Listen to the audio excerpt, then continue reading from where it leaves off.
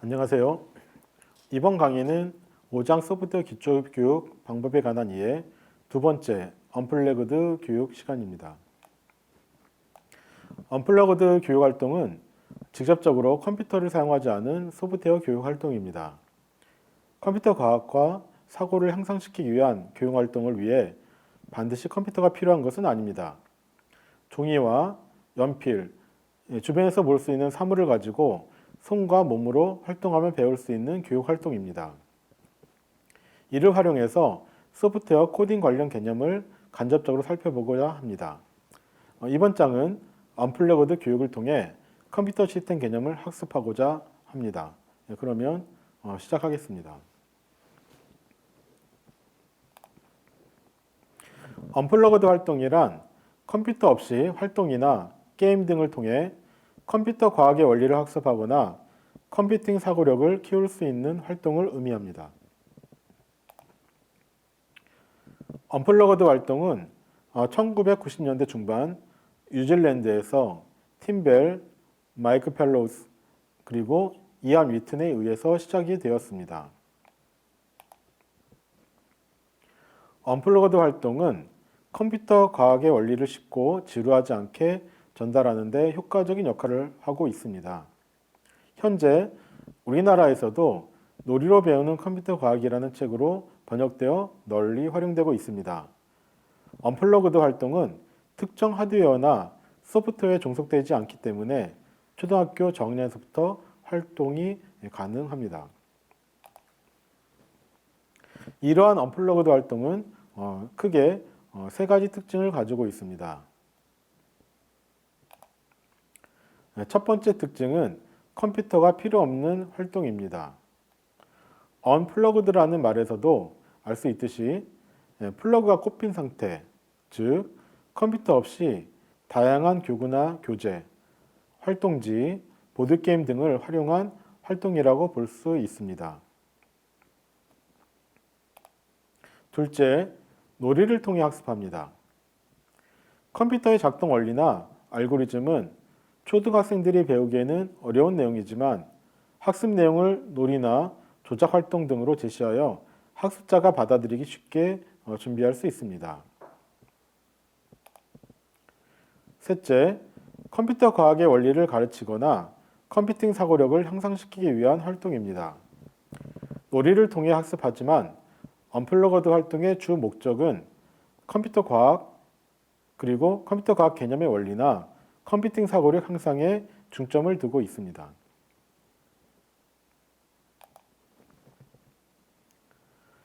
언플러그드 활동은 다음과 같은 장점을 가지고 있습니다. 첫 번째로 학생들은 놀이 학습으로 컴퓨터 과학과 컴퓨팅 사고력을 재미있게 학습할 수 있고 수업에 높은 몰입과 관심을 보이며 참여합니다. 둘째, 직접 체험하는 놀이 학습이기 때문에 학생들이 쉽게 이해하고 기억에 오랫동안 남는다는 점, 특별한 프로그래밍 언어와 문법에 종속되지 않는다는 점, 초등학교 저학년에게도 수업이 가능하다는 점이 장점입니다. 세 번째, 컴퓨터 기기 없이 수업이 진행되기 때문에 저비용으로 학습을 할 수 있다는 점입니다. 특히 기기 구매에 어려움이 있는 학교 현장에서는 간단한 도구만으로 수업을 진행할 수 있는 언플러그드 활동을 선호하고 있습니다.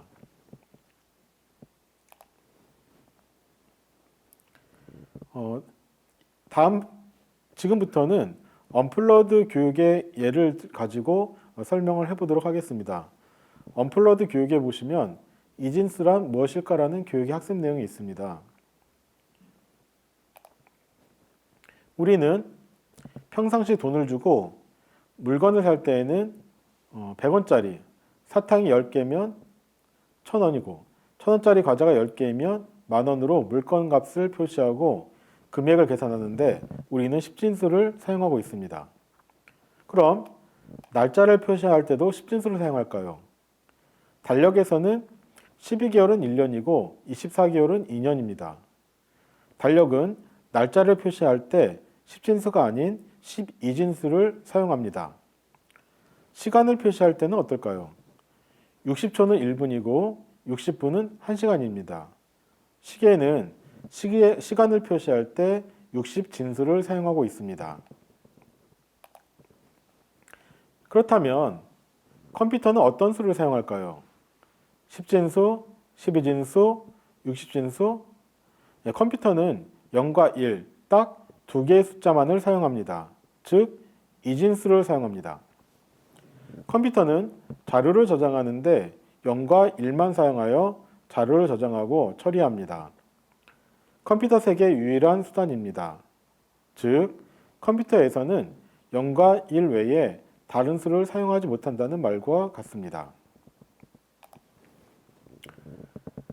우리가 일상적으로 사용하는 단위는 주로 10진수로 표현하고 사용하지만 컴퓨터는 2진수를 사용하기 때문에 숫자들을 변환해 주어야 컴퓨터가 이해를 합니다. 10진수 0은 2진수로 0입니다. 10진수 9는 2진수로 1001입니다.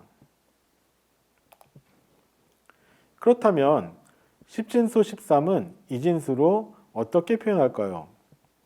표현하는 방법은 10진수 13을 2로 나눌 수 있을 때까지 반복적으로 나누고 나눌 때마다 나머지를 확인하면 됩니다. 그림에 보시면 13을 2로 나누면 몫이 6이고 나머지가 1입니다. 다시 6을 2로 나누면 몫이 3이고 나머지가 0입니다. 다시 3을 2로 나누면 몫이 1이고 나머지가 1입니다. 1은 더 이상 나눌 수 없기 때문에 0으로 표기하고 나머지 1을 작성합니다. 이렇듯 나눗셈 연산이 끝나게 되면 그림에서처럼 나온 결과를 화살표 방향으로 순차적으로 읽어서 표기하면 해당 숫자가 이진수의 표기법이 됩니다. 결국 10진수 13은 이진수로 1101이라고 볼 수 있습니다.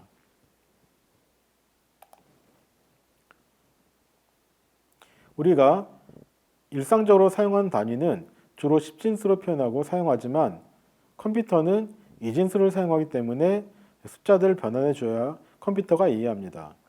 이번에는 반대로 생각해 봅시다. 2진수 0은 10진수로 0입니다. 2진수 1001은 10진수로 9입니다. 그렇다면 2진수 1011은 10진수로 얼마일까요? 2진수는 각 자릿수가 있습니다. 자릿수는 좌측부터 0의 자리로부터 시작해서 우측으로 이동하면서 1씩 증가합니다. 각 숫자와 해당하는 자릿수에 2의 n승만큼 곱하고 곱한 결과를 합산하면 이진수의 10진수 표기법이 나옵니다. 그림에서 보듯이 이진수 1011은 10진수로 11입니다.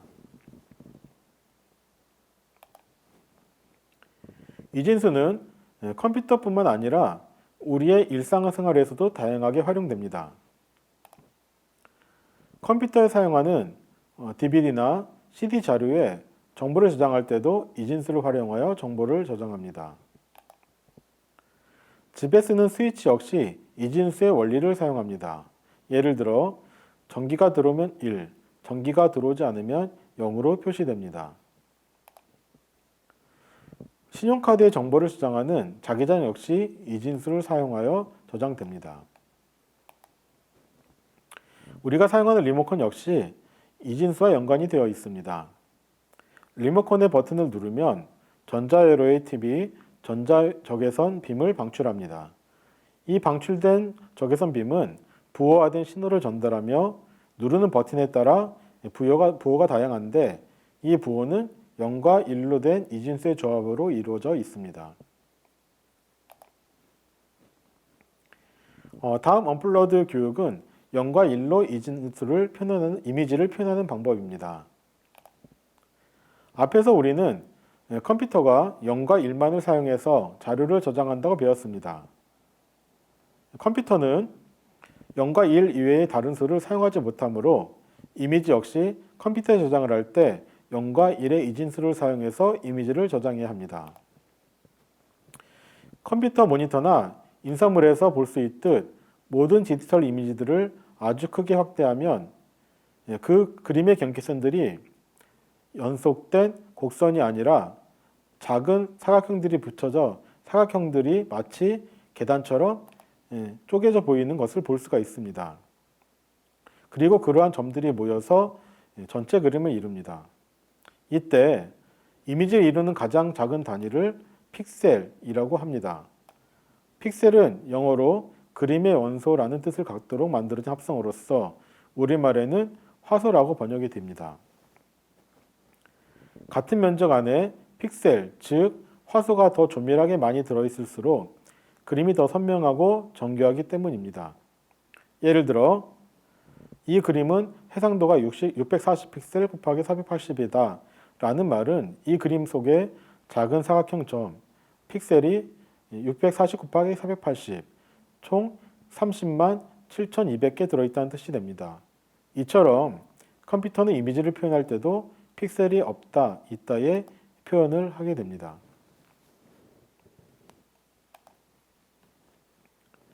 스캐너와 프린터는 어떻게 이미지를 저장하고 출력할까요? 프린터는 컴퓨터의 이진수로 저장된 이미지를 그림으로 출력을 합니다.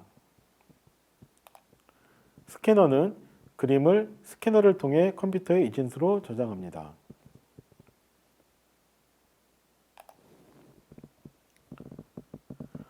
세 번째는 데이터 압축 관련 교육 활동입니다. 여러분이 공책을 다 쓰게 되면 공책을 새로 사고 다 쓴 공책은 집에 잘 보관할 수 있습니다. 그러나 컴퓨터는 데이터 저장 공간을 다 써버리게 되면 여러분들처럼 학교와 문구점에서 데이터 저장 공간을 사서 사용할 수는 없습니다. 컴퓨터에서 0과 1을 1비트라고 하고 글자 또는 숫자 등은 1비트 8개로 이루어진 1바이트로 표현합니다. 만약 4MB의 메모리를 가지고 있다고 가정해 봅시다. 1MB는 100만 바이트이기 때문에 4MB는 400만 바이트의 저장 공간이 있는 것입니다.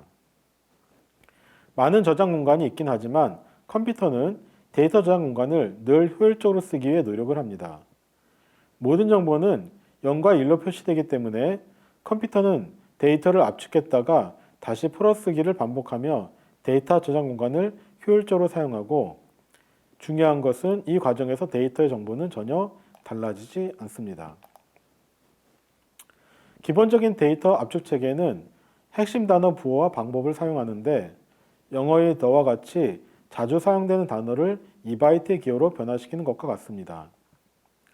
더 발달된 기술에서는 자주 사용되는 문장 형태를 분석하고 확인하여 간단한 문자나 기호로 바꿔줍니다. 다양한 길이의 문자를 사용하는 방법에서 성공적으로 압축을 해독하기 위해서는 문자의 끝을 나타내는 부분을 분명하게 인식할 수 있어야 합니다. 허프만 부호화 방식은 가장 널리 사용하는 방법 중 하나입니다.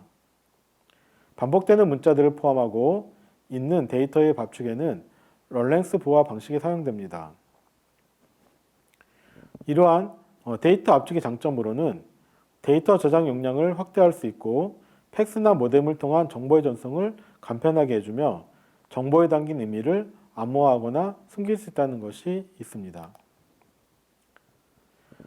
데이터를 압축하는 유형에는 비손실 압축과 손실 압축이 있습니다. 먼저 비손실 압축은 압축 과정에서 원래 데이터의 내용을 분실하는 것입니다. 손실 압축은 압축해제한 데이터가 원래 데이터와 동일하지 않습니다. 데이터 손실 정도는 응용 환경에 따라 허용 범위가 다를 수 있습니다.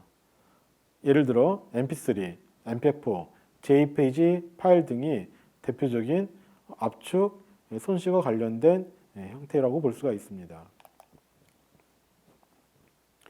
언플러드 교육의 네 번째 테마입니다. 알고리즘이란 무엇일까요? 알고리즘이란 컴퓨터가 따라할 수 있도록 문제를 해결하는 절차나 방법을 자세히 설명하는 과정입니다.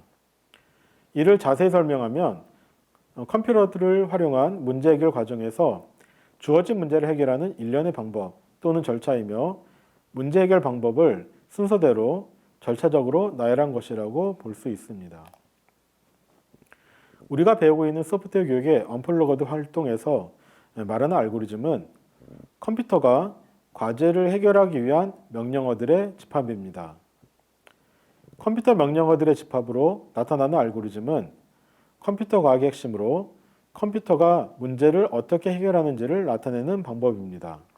즉, 정보를 어떻게 입력하고 처리하며 데이터를 표시하는지를 나타내는 순서도입니다. 알고리즘은 어떻게 표현될까요? 자연어 알고리즘 표현법이 있습니다. 자연어 알고리즘을 쉽게 표현하면 자연어 표현법, 일상 언어 표현법이라고도 합니다. 이 방법은 일상적으로 사용하는 말로써 문제를 해결하는 과정을 순서대로 나열한 것입니다. 다음은 순서도로 표현한 방법입니다. 순서도는 약속된 기호를 사용하여 알고리즘을 표현하는 방식입니다. 순서도 표현 방식에서는 일련의 수행 과정을 공용의 약속 기호로 표시하고 화살표로 수행 과정을 순서대로 연결하여 알고리즘을 표현합니다. 다음 언플러그드 교육은 오류를 찾아보자입니다.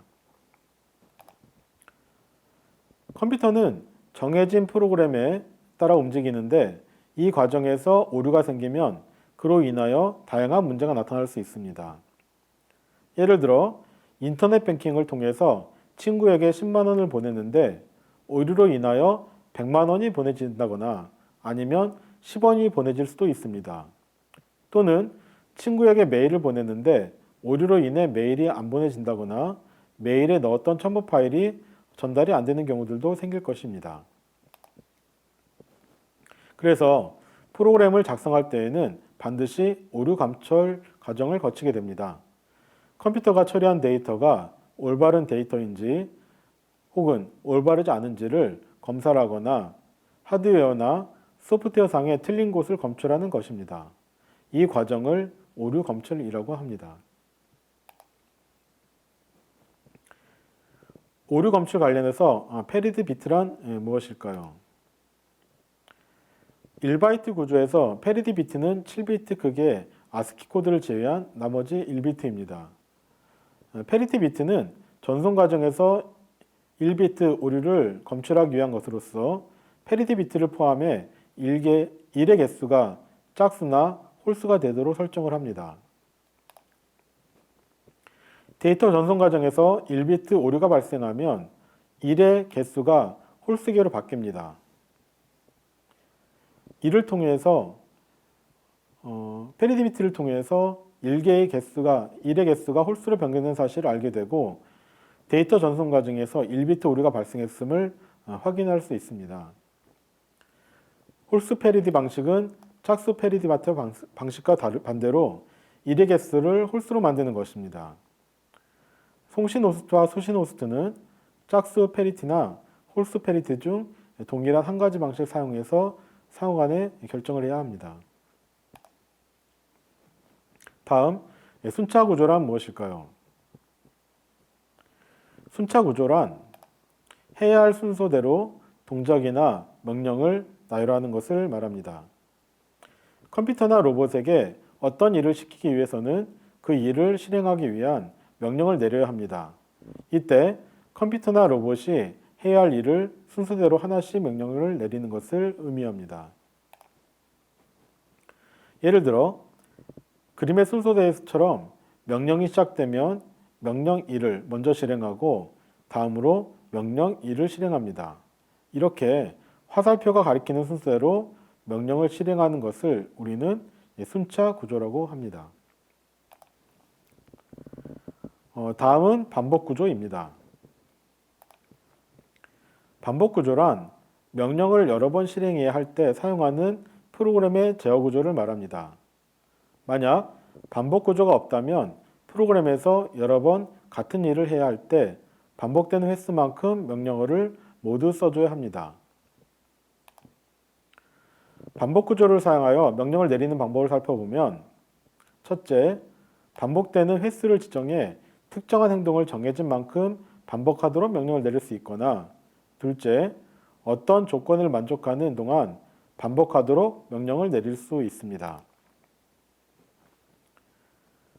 선택 구조란 무엇일까요? 선택 구조란 조건을 확인하여 그에 따라 서로 다른 명령이 실행되도록 하는 프로그램 제어 구조를 말합니다.